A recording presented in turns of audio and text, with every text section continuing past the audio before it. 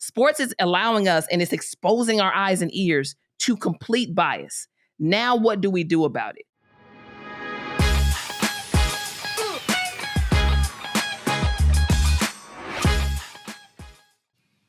What's going on, basketball fans, fanatics, everything in between? Welcome back at 3on3 Pod. And I've had something on my spirit, Chris and Justin, that I just really want to get out there. And before I vent, I want to allow you all an opportunity to jump in. After South Carolina, I repeat, South Carolina won the national championship. Good old CNN decided they wanted to post a headline saying they won the championship, but with a photo of Caitlin Clark smiling, surrounded by her teammates. I thought that it was insane personally, but before again I go on my little rant, I would like to hear from you. I'll start with you, Chris. What were your thoughts when you saw not only the headline, which I'll get into as well, I was a little shaky on that as well, but also the photo, which is completely contradictory to what actually happened? Are we surprised? We've been trying to tell y'all this for so long. It has nothing to do with hating Caitlin Clark. Mm-hmm. She's an amazing player, phenomenal person from what we've seen, but it's the way the media centers her as if she is the greatest thing since sliced bread and that nobody else came before her. And I know we were talking about that earlier. They were so hungry for Caitlin Clark in Iowa to win that title that they had that thing loaded in the drafts. Yeah. You can't convince me otherwise. And I'm like, you just can't. Which is even crazier. You know? And I guess you have like two different drafts, right? With South Carolina wins, Iowa wins. But nah, bro.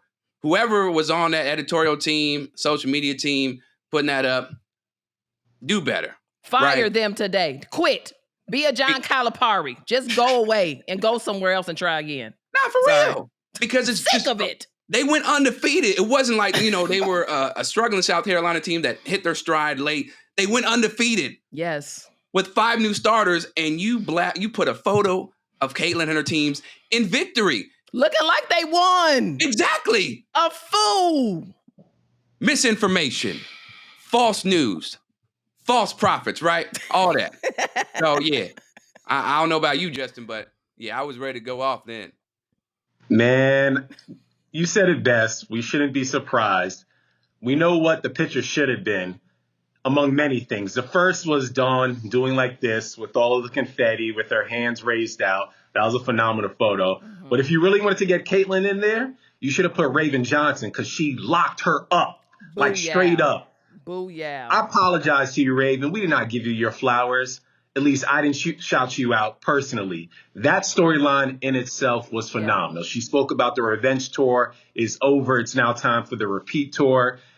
She thought about stopping basketball after that. And I'm going to speak about this whole narrative, but what Raven did was phenomenal to personally go after Caitlin. And when she was guarding her, Caitlin did not. We all know Caitlin's, I don't know how it's going to translate into the WNBA, pushing to the right. She doesn't like to do the step back there. She likes to go to the left. Yep. And Raven was all up on her. Mm-hmm. All right. So now about that picture.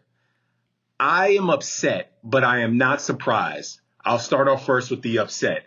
I'm upset because you had an opportunity to strike a balance and speak about a coach and the storyline being Dawn and having a completely fresh starting cast and then getting redemption against a team. And then this is where the game is while still giving Caitlin her flowers. Yes. I'm not surprised because even during the broadcast, I thought Ruko did a great job, but I thought a lot of times that they were leaning on Caitlin, Iowa, rather than speaking about the imminent thing that we felt. At times, Caitlin and Iowa gave them their shots back. But after that first quarter, she had 18, and then she finished, I believe, with 30, only 12 points in the remaining 3 quarters. Mm-hmm. Like 30 is still 30, but there were defensive adjustments that were made that I thought they could speak about. They could have tied in about Raven taking this personally, literally like the Jordan meme after being waved off And that's how the whole Angel Reese thing started, because she wanted to, even though it's a South Carolina thing against LSU and it's SEC bad blood, she felt that, I got to stand up for one of my girls after Caitlin just waved her off. That wasn't mentioned in the broadcast, at least that I remember. This was intentional. You think about the LA Times and the piece that they wrote. Like, forget about the columnist that wrote that piece that was attacking LSU women. I think it's more the editorial team. That was read by more people. Right. So you have other individuals that need to understand that, okay, there are things that you can't say or write about during this game, or even how you project the game. But not surprised once again. People are still thinking like, oh, Caitlin, like, poor girl, like, yo, she good. Right. She don't need your protection. They throwing a runner-up parade or a celebration in the gym for Iowa because they made it that far. They've done that 2 years in a row. And I'm all for, celebrating your accomplishments, but trust me.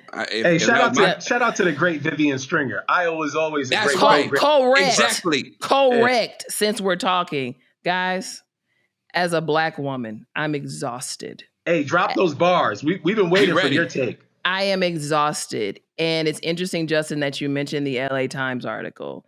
We look at what happened with Angel Reese and all that ensued during her post-press game conference. Yep. Then we move to everything that happened with Dawn Staley. Now, all of a sudden, she's getting backed against the wall because she thanked God after winning a game.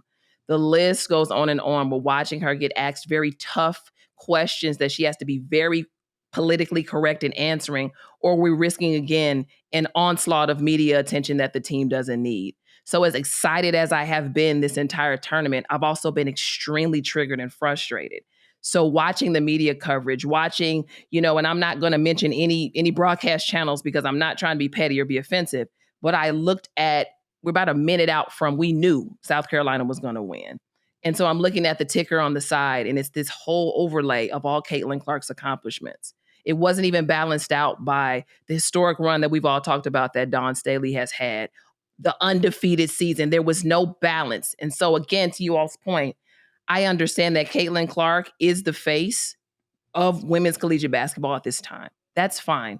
She's earned her place. She took a team that nobody expected, not even me, to get as far as they did. She deserves to be there. The issue is not her, but the media being completely biased on so many levels. CNN, Justin, like you mentioned with the LA Times article, somebody's looked at that.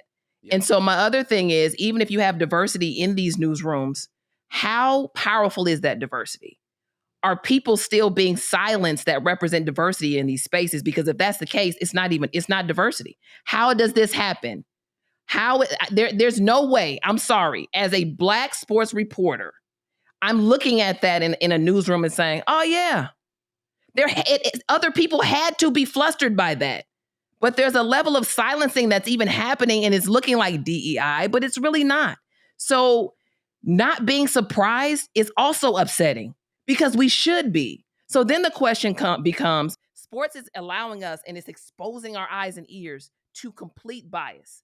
Now what do we do about it? Shout out to Baller Alert for putting the word out. I think they were the first social media outlet to post that photo, a screenshot of that CNN article, and say, are y'all crazy? And then everybody joined in. So if we look at the power that we have in utilizing our voice via social media and how that can help us balance the scales, I think we need to continue to do that. But watching Dawn Staley cry like that after the end of the game, I've never seen her be emotional in that way, win or lose, ever. So that said to me that she was shouldering a lot more than she probably has ever as a coach or a player, because those tears were real. That breakdown was not just because she won and she was overwhelmed.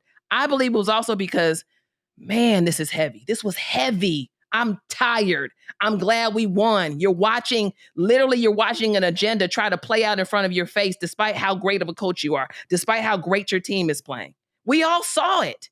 That's not a conspiracy theory. You can go back and look at replays of different plays and calls, whatever. We all knew what ultimately the media wanted to do. So it's a shout out. Hopefully it changes. But the fact that I'm saying hopefully and not with certainty saying it will change, that's a problem. I don't know the answers, guys. I don't know what diversity needs to look like. I don't know what the checks and balances need to look like. I can't tell you because we've seen them happen and nothing's really changed. All I can say is I hope and pray that it does, because I would hate for storylines like South Carolina and all that Dawn Staley has accomplished to be diminished in any way, because other people just refuse to acknowledge the magic that is Black women. That's my take. I'm sorry. I'm done. I'm done ranting. Nah, you don't have to apologize for anything. It's really bothered me, Justin. It's really been sitting on my spirit for like 2 weeks. I had to let it out. I want to piggyback on a key word that you just said and try to weave this all together personally. You said the word magic. And looking at the women's tournament, I always felt that basketball thrived on race wars. Magic Johnson versus Larry Bird, the biggest watched or most televised college basketball game ever. That was how the NBA was able to get out of the crack era. And then those two passed the baton to Jordan. In sports, race wars do help out. It was a simple line of demarcation where you have one side rooting for Caitlyn because of all the obvious reasons. And that's cool because you know what? I'd be rooting for Black people just because I don't know anything about them. Right. One of my worst things I'm going to do is I'm going to go to the movies just because I know Black actors is in there. Correct. Like, it's opening weekend. I don't care. I love movies. I'm going to pull up and hop out and support y'all. So I'm not surprised that the agenda by media was leaning more into this, specifically with LSU versus Iowa, one team that's really gritty, minus their coach, because we know their coach is all over the place. And I don't need to throw out dates and ask you, where were you? But you understand if you understand. Yeah. Correct. You got it. Sustained. And then